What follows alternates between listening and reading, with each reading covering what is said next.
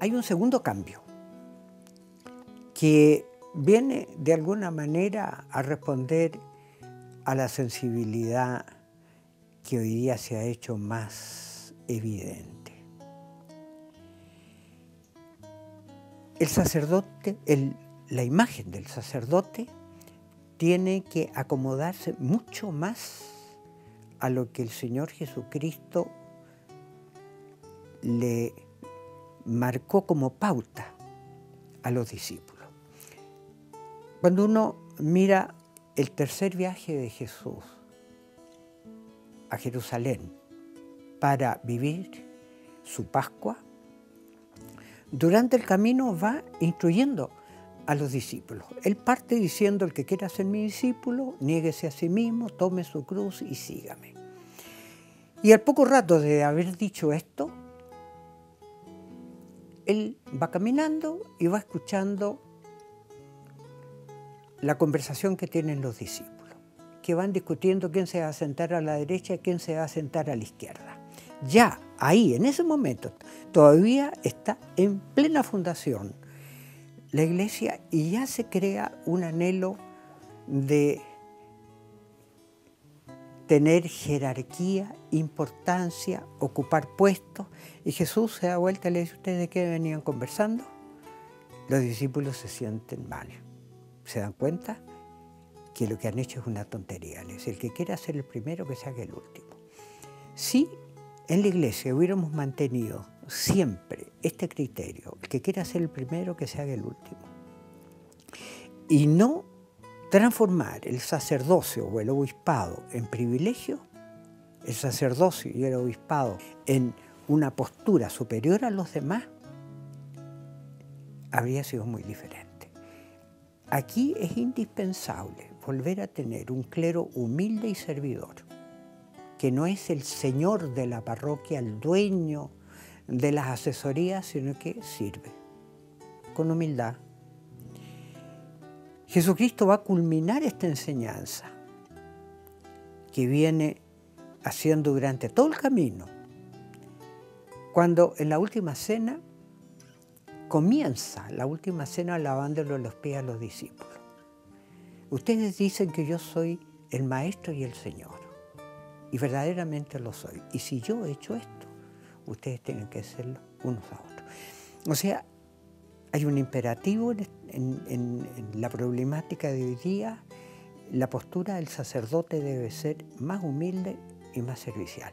Este es un cambio de imagen, pero que supone también un cambio en todo lo que significa la formación más profunda del sacerdocio.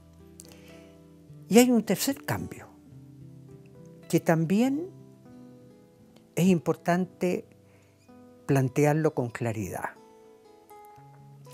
Hace ya muchos años, en torno a los años 40 y tal, se empezó a hablar en forma más concreta y definida sobre el papel de los laicos. Cuando se hablaba en ese tiempo sobre el papel de los laicos, hay incluso algunas anécdotas que son entre cómicos y trágicos. Cuando se le preguntó a un gran cardenal inglés, Eminencia, ¿cuál debe ser la postura del laico en la iglesia? Él puso una cara muy seria, docta, pensó largamente y dijo: de pie, porque sentado es una postura demasiado cómoda, hincado es un incómodo, de pie. Y los teólogos que iban a hacerle esta pregunta se quedaron con la boca abierta. Era un cardenal importantísimo en la iglesia. Y después de eso viene todo un proceso. El cardenal Junet escribe su famoso libro Jalones para una teología del laicado. Y se comienza poco a poco a trabajar el tema hasta culminar con Christi Fidelis Laici, donde se plantea: ha llegado la hora del laico. Es necesario que la Iglesia forme líderes laicos. Es necesario que los laicos vayan ocupando espacios también en la reflexión y en la conducción de la Iglesia. El debilitamiento de la postura del clero exige el que se susciten personalidades de laicos que ejercen un auténtico liderazgo.